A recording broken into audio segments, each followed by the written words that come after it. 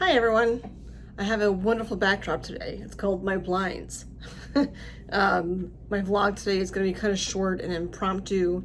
I'm in the midst of downloading a Neighbors to Know, and it takes a long time to download an episode, so I'm like, oh, I can vlog right now before my dinner gets dropped off.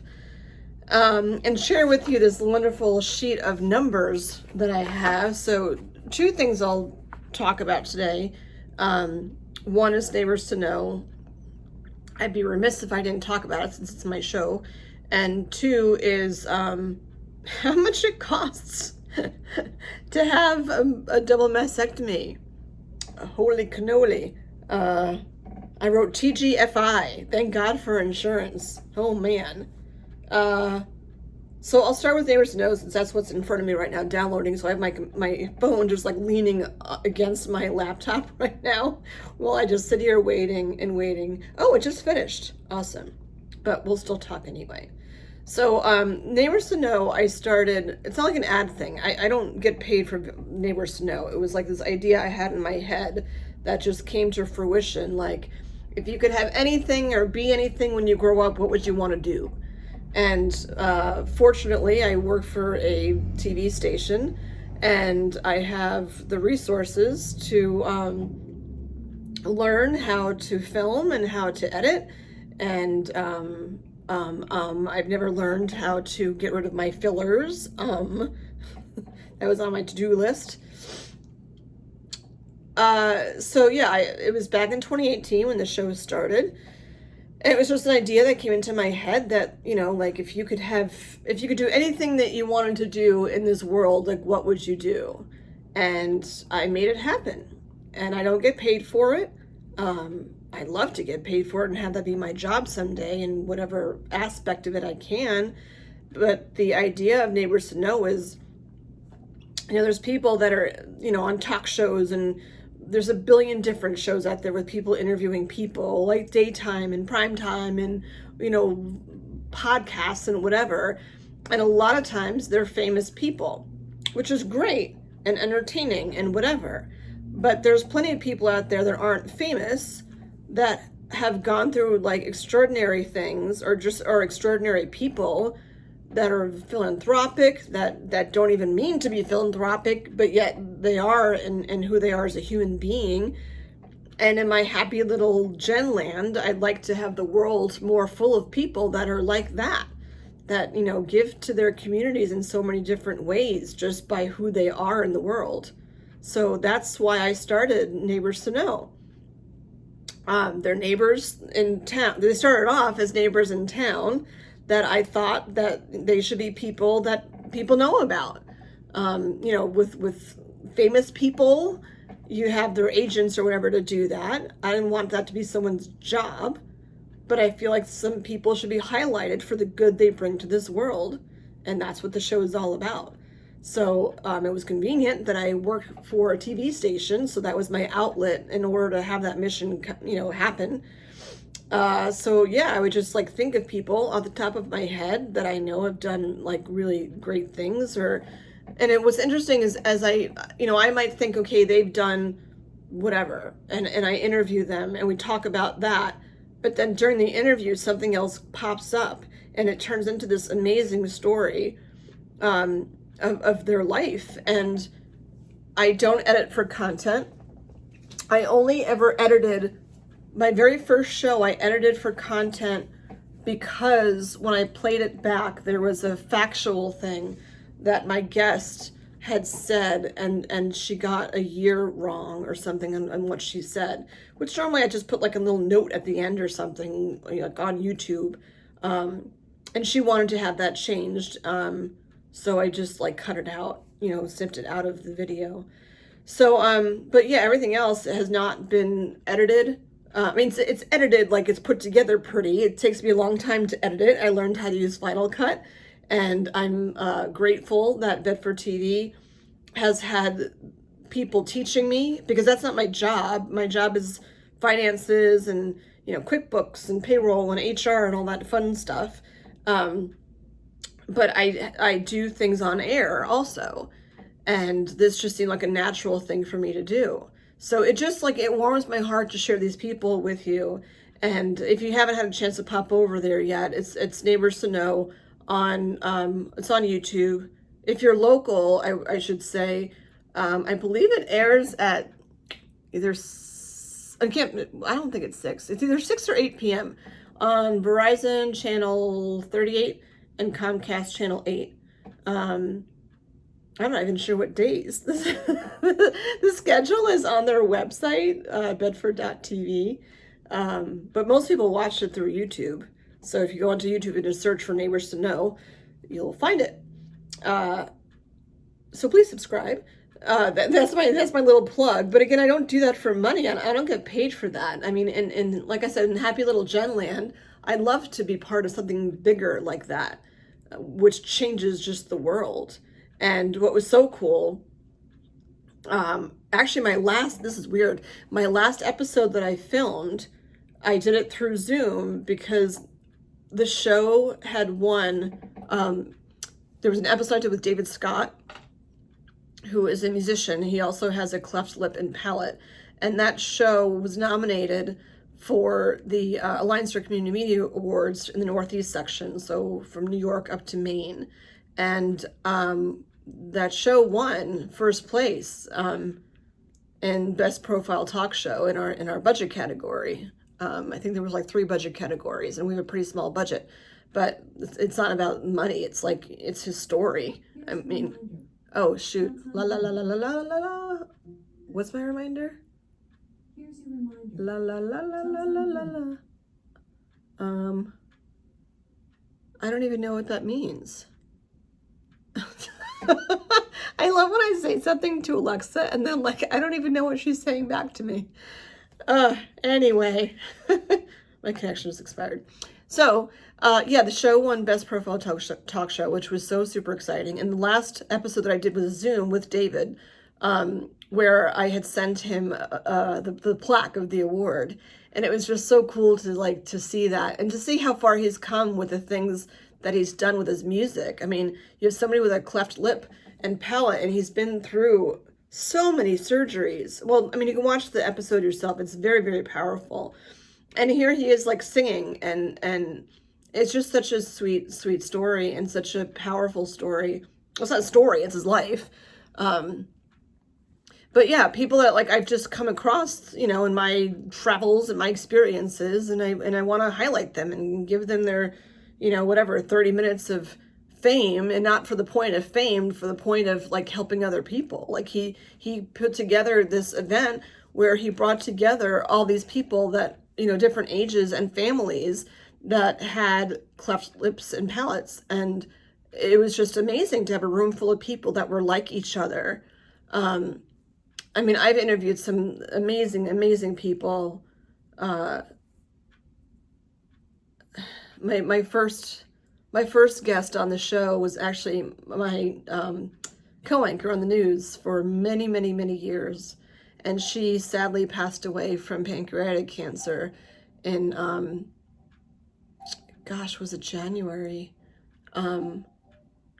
Yeah, that was really hard. But the woman is just amazing. She's a riot, and the stories and adventures she's been on are just like crazy. And I just love to share all the experiences about her. Well, she did. And then the second episode, and then I'll get into the whole point I was bringing this up. Somebody called the studio and asked to speak to me because they wanted to be a guest of the show. I'm like, wow, I feel important now. And he had a book that was coming out. And if I could reach, I'd get the mug, but I got a mug from him. I can't reach it though. He had a book coming out, and I said, like, the point of the show, I don't do promotions. Like, it's a nonprofit TV station. Like, I can't promote your book, and that's not really the mission of the show. I'm like, I'm curious, like, why you wrote the book and what the story was behind that. So we started talking about that, and his book is about cows, and that's why I have a mug that looks like a cow. The bottom is udders. It's cute. But then he started talking about his father and that whole story. And then I don't want to give spoilers, but like they were estranged for a long time, which is, I mean, that happens in families. That's not, unfortunately so rare. But the journey and how he found his father, I was just like staring at him like I thought we were just gonna be talking about cows, and then like this is where we went to. And they always try to keep my shows to less than a half hour. And as you know, I'm not one to really keep vlogs less than a half an hour most of the time. So like they come in and they're like, wrap it up. And I'm like, we're in the middle of a moment right now. Like I can't just like cut it off and wrap it up. And that's what makes the show so different. And that's the beauty of having flexibility by having, I'm a volunteer there too at the station. Like doing the show is not my job. I do that as a volunteer because I live in the town. So to have that flexibility that I'm not, I don't have to stop at this time frame because of commercial or whatever. That's not what it's like for public access. And I love having that freedom that I don't have to stop in the middle of a thought or even have it edited to like break to commercial or something after. And then he kept talking and I'm like, you know what?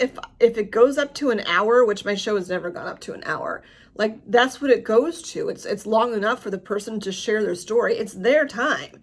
It's not about me. It is their time. It's their time to sit and share with the world what they want to share with the world. And the impact is just extraordinary. I mean, for me to learn more about them and for people that are watching. I mean, it's just amazing. And it's given me such a tremendous platform to just highlight these people that are just like amazing people. The end of that story was just nuts. And then somebody else I interviewed, I know he's a pastor, and then like it turned out he was a pitcher, like baseball. And I didn't even know about him that he was paralyzed at one point in his life. And I'm like, what? Like I knew who he was. I knew him, but I had no idea that story behind him. So it's just amazing, amazing, amazing what pops up. And then the pandemic came along and that became kind of hard to, Zoom became a thing with the pandemic. That's how everyone was communicating. And I did do a Zoom with my good friend, Jenny Duncan. Jenny's amazing. Jenny is actually the one, since I'm throwing out names because she was on the show, she's actually the one who gave me Tex the Taco. So if you want to tie all that together and hear Jenny's story, Jenny Duncan, I think it's one of the later episodes because I think it's the only one that I did through Zoom. But I had Mike Davis, who used to work at Bedford TV. He was on the other end controlling things. But the whole Zoom platform for me and the show, like it just doesn't mesh. So with the pandemic, it just got more complicated. But anyway, so I was sad that like when all this stuff happened with me, I'm like, I have to put stuff with the show on hold because I just can't do it. I spend ridiculous hours upon hours editing the shows. Again, not for content. I don't cut anything out at all. We just go and then we stop. What I'll add in is like lower thirds and I've updated my intro a couple of times and I'll change the outro and just like things like that, but they take time to put together and just to make sure the audio sounds good. All the things that I don't do on our vlogs.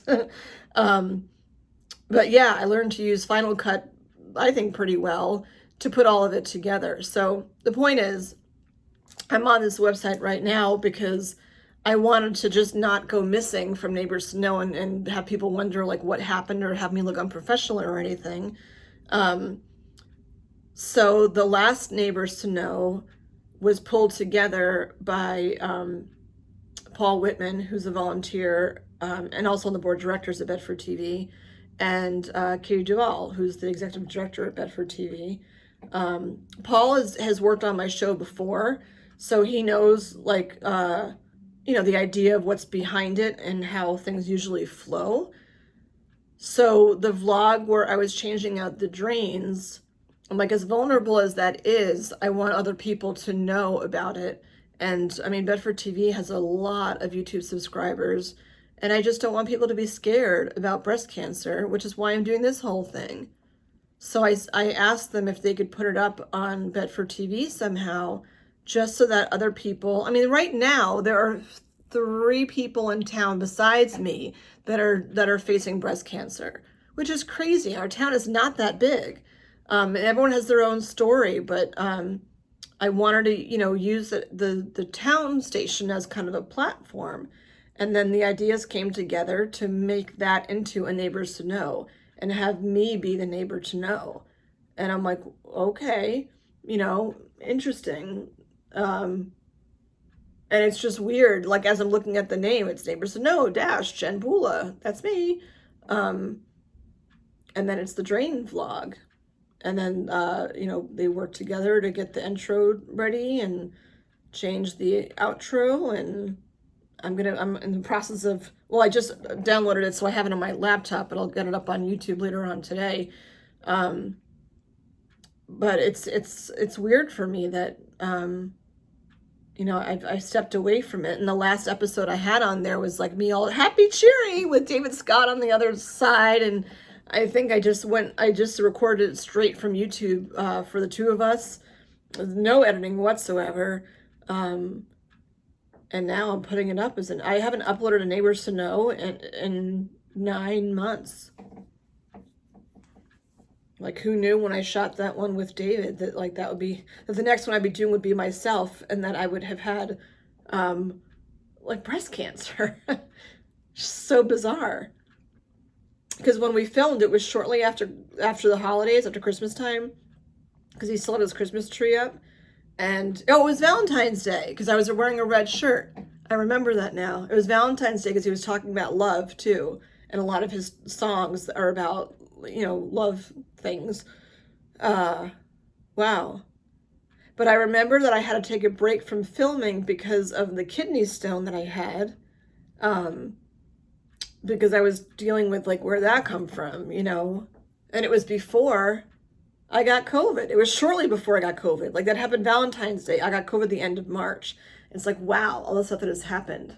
Man, I have a lot of the story to share outside of all this. It's nuts. And I still think they're tied together, even though they tell me that they're not. I just think my body was fighting everything, and that's why I became more susceptible to getting COVID. Anyway, so I'm going to upload that as soon as I finish here. And yeah, I do, I'll say that it's not like it's a plug for me. It's a plug for the mission of why the show exists. It's finding these people and sharing their stories, and it's just amazing. So it's Neighbors to Know. It's on YouTube. The logo for it, my son actually designed or put together for me. It's people holding hands in a circle, and it's a nice color green with houses on the inside, because it doesn't matter where you live. You don't have to live in suburbia and in the house with the white picket fence. We're all neighbors. We're all on this planet together, and let's get to know each other and share happy stories for a change. So the other short thing, while I'm talking about happy, I'll switch over to finances because I was curious. How much does this whole thing cost? I've been paying co-pays and stuff for appointments. I actually found out today that the appointments that I have with the parenting coach woman through the cancer center they're free. And I'm like, wait a minute, I've been paying a copay for that since this whole thing happened. And she's like, nope, they're free. So they're going back to fix that. But again, baby steps. I finally had the nerve to go and log on to, I won't say what insurance carrier I have, but I had the nerve or the balls, I don't know, whatever, to the chutzpah, whatever you want to call it, to log on to see, okay, what does my bill look like? I remember when I had all the testing and stuff, and I know my deductible is pretty high on my insurance. And I remember when when I logged on and it said that I met my deductible, and I'm like, no, I didn't. But apparently my bill was high enough that it had met my deductible. And another thing too, it's like this in many states, like I'm in Massachusetts, but when you turn 50 in Massachusetts, and again, other states, but not all of them, your insurance rates go really high. I think mine went up by about just under 35% of an increase. And I'm like, holy cow, what the heck is that from? And they said it was because I'm turning 50 this year. And they anticipate that when you turn 50, you'll have more health issues. And I'm like, ha ha, I don't have health issues. I'm in great condition, whatever. I'm in great shape. And then I get COVID, and then I have all these like large numbers. I mean, so as much as I complain about the rates going up, they are doing me pretty well here with how much they're covering on the health insurance aspect. But I know that there's people out there that don't have coverage. And I'm like, what would you do with these things if you didn't have health coverage? I can't imagine. And it brings me back to the whole soapbox, which I'm not going to be on there right now because I don't even know where to go with that, about healthcare in our country. Because it's just the numbers are astronomical. And I'm not like a conspiracy theorist in the least. But, you know, and plus I'm in like the Boston area, which is like the mecca of like, you know, places to get medical care in the country. There's, I mean, a ton of hospitals here to get superior medical care and research and whatever. I mean, this is the place to be for all of that. But I got a letter in the mail yesterday from the company that did my genetic testing, and this is what sparked everything. And the letter said that that I should be receiving a bill soon, or I should be receiving like a EOB, an explanation of benefits or something soon, from the genetic testing that they had done. And the genetic testing was like me spitting in the tube, which I showed you forever ago. I don't know what day it was. You can look at the descriptions. But it's the pathology to analyze, obviously, all the stuff to see. And grateful that all that turned out negative, which is wonderful. Aside from the breast cancer, they tested 32 genes, I believe, and all of them were negative for a variety of different cancers, which is great, great, great, great news. But the letter was from the company saying, just in case your insurance doesn't cover it, like in bold letters, like we will do basically whatever we can do so that way, like I don't have to worry about the finances behind the testing. Like if insurance doesn't cover it, they will step in and they will do what they need to do, and I shouldn't worry about it. I have enough to worry about, which is like so super kind. One quick thing I'll throw out there, and I'm not sure if I've mentioned this before, is the Ellie Fund. I believe it is only a Massachusetts thing, but I'm sure there's stuff in other places. In Massachusetts, the Ellie Fund, I assume that they be a nonprofit, but they provide support in many different areas for people that are going through breast cancer. The story is that the woman, what a cool story that would be actually to interview her. I don't know if she's still alive yet. I have to look it up. But Ellie was the name of the woman who had breast cancer, and the fund was created to help with expenses for people that are going through breast cancer. So when they told me about the fund, I had heard about it from a friend too, and the hospital where I was at automatically applies on my behalf for the Ellie Fund. And you tell them, like, what are your top 3 financial concerns as you're going into this? So things like groceries, gas, transportation, like, you know, would I take the subway or something to go get to all my doctor's appointments or something? What else? Groceries, parking, cleaning services, like to have someone come and clean your home. They work with a certain company. And I just yesterday got in the mail a gift card for groceries. Like for me, transportation isn't a big thing. Friends have been sending gas gift cards, which is great for my son because I'm not driving, so he's the one who's driving around. And I'll you know, give some to people that have been driving around a lot, taking me to appointments. But yeah, gas gift cards, and then grocery shopping. Supermarkets, that's what they're called. Supermarket, gift cards to supermarkets. Oh my gosh, it's getting late in the day. I haven't eaten dinner yet. But they offer that kind of stuff, which is just amazing. So I'm going to throw some numbers at you, and I don't want to frighten you, although I guess it is a bit frightening, but keep in mind that for me, I mean, besides my co-pays, I hadn't paid anything astronomical. It's just that all the copays do add up. And again, when you're getting to a point where you've got 3 doctor's appointments a day for like 3 days a week, and each one of them has a $50 copay, it all does add up. And, you know, thinking of money right now was not like the number one thing I want to be thinking about at all. But I'll throw these numbers at you because I was curious, like, how much does it cost? So I'm throwing the numbers out to you. This is just my experience, like I said, and I'm not going through who my doctors are or who charges what. I'm just giving you ballparks, just so you know. The genetic testing costed about $4,500. Again, covered under, I looked on my thing, there's no copay or anything for that for me. So I'm, although I do have to pay my extra 30% a year because I'm turning 50 this year, or not a year, I'm sorry. Well, it would be a year. It went up 30% each month of what I'm paying. So yeah, the genetic testing was a little bit more than $4,500. The well, I'll rewind, I guess. The MRI started all of it. And that could be broken down because I don't even know if that's including the text or if that's just including like the actual me going in to have the MRI done. I didn't split it up that much because I worked backwards. So I didn't even go before that with the MRI. There could be stuff around it. But the MRI was $8,700. And like I said, I don't know if that includes reading the MRI. The biopsy, when I was there for the 8 hours, I didn't stay. I mean, I was there from 8 in the morning till like 3 in the afternoon. The hospital cost for that, for me being there, was about $11,000. The techs reading my biopsies and doing the ultrasounds and stuff, one was $410, one was $979, one was $693, one was $200.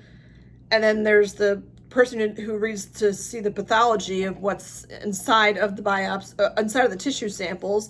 That was $1,200. And then because I had COVID, I had to go to a cardiologist and have EKGs and ECGs and a bunch of other tests to make sure that my heart was all good to go.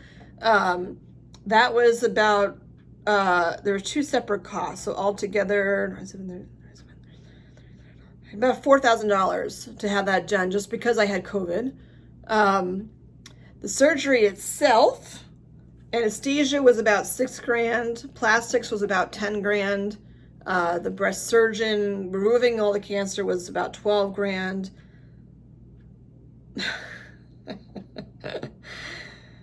The pathology after, I'm purposely skipping one. The pathology afterwards to look at my tumor to see what was in it and the other tumors was about $4,600.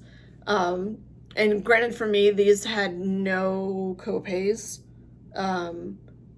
Partly is how my insurance is set up. Like I already paid my deductibles, so whatever. But the hospital stay, which is still pending and I'm hoping has no copay. I expect to have to pay like a typical hospital stay copay.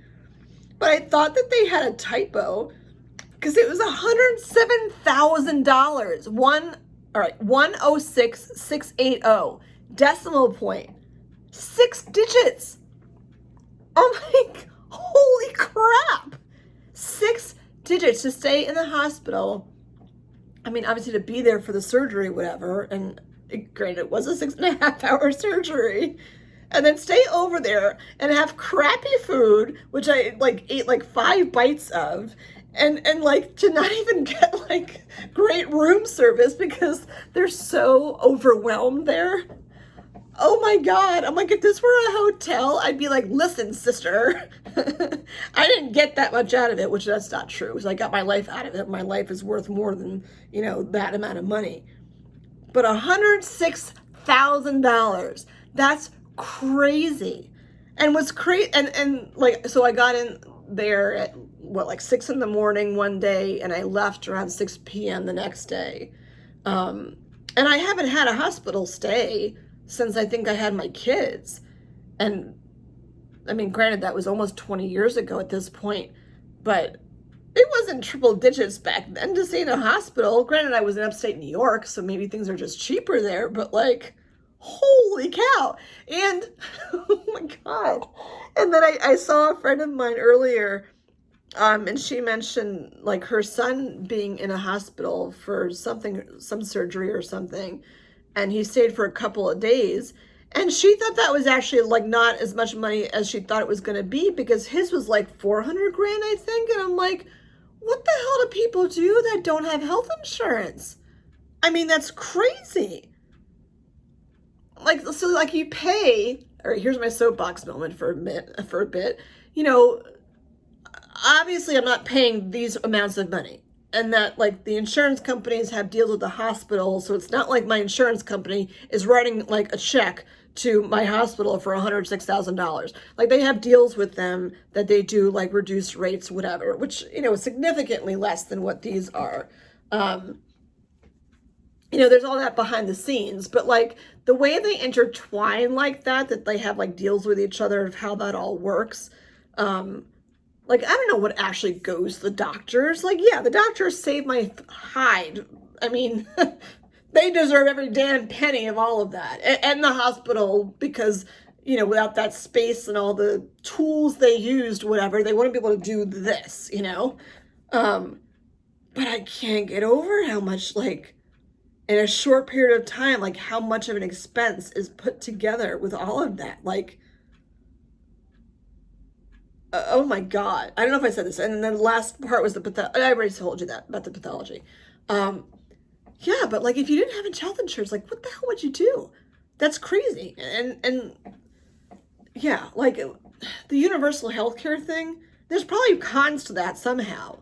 But like if there's people that can't afford health insurance, you know, I'll loop back to the show really quick because I have a show in the works. It was a field shoot from years ago. It was probably 3 years ago. I did a field shoot in New Hampshire, and I was interviewing three people that were homeless. And I just feel like there's a friend of mine has an organization called Kindness Cures, and I interviewed him during when I went to the field shoot, but it was really windy outside, so basically the whole interview had to be scrapped. And I want to interview him in person. And then obviously it's been years. I mean, things have happened, whatever. But I only ended up getting literally, I think it's like a minute and a half of footage out of however many hours that, like I was up there with a cameraman to help me film. It was only because of the wind. But that minute and a half of me interviewing these three people from different backgrounds of like, you know, what's their story of like how they end up being, you know, on the streets. And there's this misconception that like everyone who's on the streets is like a drug addict or an alcoholic or must be some horrible person because that's where they landed. And there was one person who said to me, like, you know, I was making as much money as I was making, and then it got to the point where I just couldn't make rent in the cheapest place there was to be, and there was no place else to go. And then they ended up on the street. And there's like one street in this city where it's like all tents from homeless people, and the police come by and they don't want them there, and they slash the tents, and it's like, well, then where do they go? There's not enough like shelters for them to be in. And we're not talking like people that are like criminals or whatever.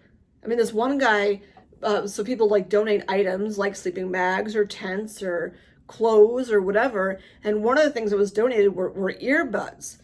And I'm like, well, why would you need earbuds? You know, that seems like kind of a first world thing to ask for, you know? But he said that he borrows a friend's phone, and he uses the earbuds so he can talk to his family. And if he's outside and stuff, he has a hard time hearing. But if he wears the earbuds, he can hear his family. And it's the only way he can communicate with his children. You know, like, you can judge all you want and like literally look down at people because they're homeless. But you hear these stories and it's like, don't assume who these people are. I'm telling you, I was there for so long and I got so frustrated because the audio was so bad because it was windy out. And I had like windscreens and all that, but it just wasn't enough. And then I pulled everything down with help from another volunteer at the station. And it came out to be a minute and a half of footage, and it's so powerful. But the point was, like, if something happens to them, it's hard for them to get a job. You know, it just is. And there's not enough people in this world who will just give someone a break and just give them a chance to do good. There's too many people in this world that just make assumptions about people. And like, all you have to do is give someone a chance and let them try and show you what they can do, and that they are, you know, good people. And the fact if someone's homeless could just be a matter of situational stuff that happened with them that could have been not even under their control. So anyway, as I get emotional, like, that's why I do the show, because I'm like, don't make assumptions about things. Ask questions. Don't be afraid to ask questions. I'll toot my own horn. Like, that's my biggest thing with that. I'm not afraid. I used to be. I'm not afraid anymore to ask the difficult questions. I refer back to Dan Junkins and Janice Golton a lot, because those were the two episodes I was leery about doing, because Janice, like, you know, oh, I cured my MS. I'm like, how do you cure your own MS with like just positive thoughts? And Dan had leukemia, and it's like, how do you go through chemo and you actually gain weight? And he just had a book that came out. And he's like, yeah, my cancer, you know, I beat all the odds with things that other people would scoff at. And they went to do a TED Talk, and it got pulled because it was just too controversial. And then ironically, like, all that happened way before all the cancer stuff. That was like a while ago when I interviewed them. And I put it up there, and, you know, of course, like, the seed is in my head. And that's the whole point of the show, is to put those seeds in your head. Like, don't judge, because you just don't know.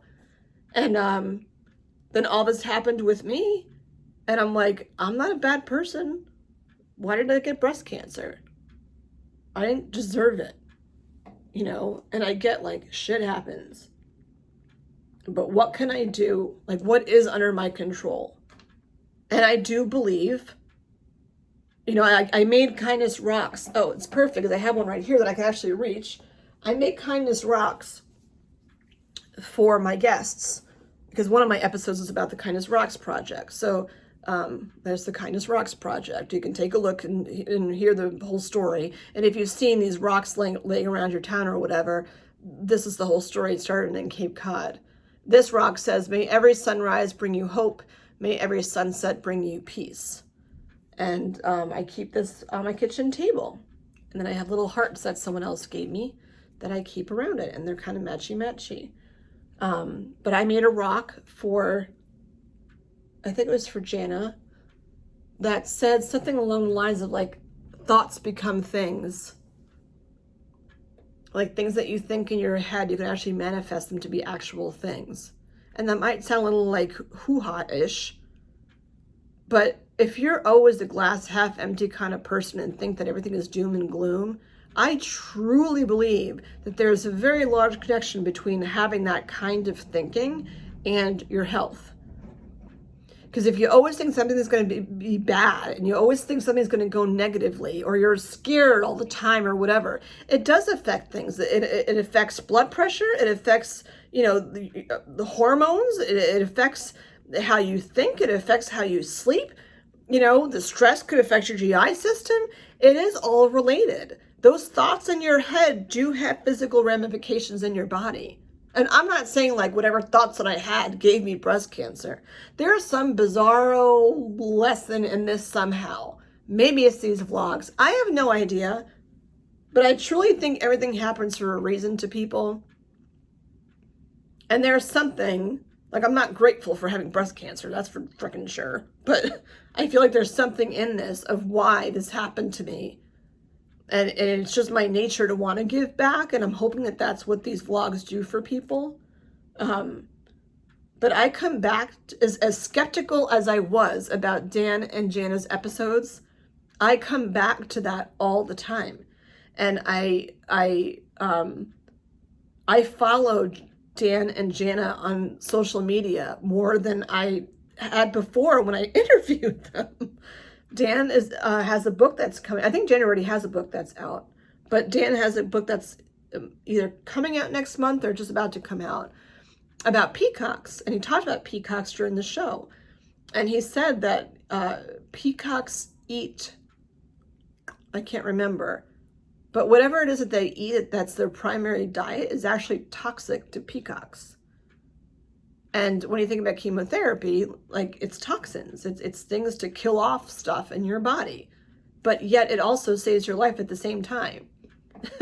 So you're putting poison in your body, but the gist is to keep you living longer for the other end of what that looks like. Kill off the bad and let the good take over. Yeah, so I guess looping back around, this is why I do that show. This is why that show is just so, I don't know how to make it bigger, and I'm not gonna focus on that right now. It sits as the entity that it is until I'm 100% or close to it to be able to focus on that again, and I will. Pandemic's easing up, the studio's open again, people can go in and film their shows. I'll get there. I'm not there now, and my health is number one, because I can't give you a quality, like, while here I have my lovely backdrop, and like, I am wearing a dress today, and I even have this on today because I went out of the house today for like the 5th time ever for a non-doctor appointment, which was nice. Have my badass bracelet on, but yeah, I will get back up to that, and I think it's just such a powerful idea, and go me for thinking of it, because there really isn't anything else like it that's out there. Yeah, and can somebody get on this whole like universal healthcare thing? I don't know what the cons are. Maybe someday I'll look it up, whatever, but I just don't think that healthcare should be a privilege in this country. I think it should be a right. I think every person deserves to have healthcare regardless of how much money they make or don't make. I don't think that just because you're wealthy, you should have better access to healthcare options than someone who's not wealthy. I just don't think that that's fair. I think there's people in this world that are not wealthy that have, there's not all, but like, there are individuals out there that are not wealthy that have even more to provide for this world and who they are as a human being than some people out there who have a ton of money that really don't give anything back. So yeah, somebody get on that, please. That's where I'm going to leave you today. Off my soapbox. Time to eat dinner. And I will see y'all tomorrow. Bye.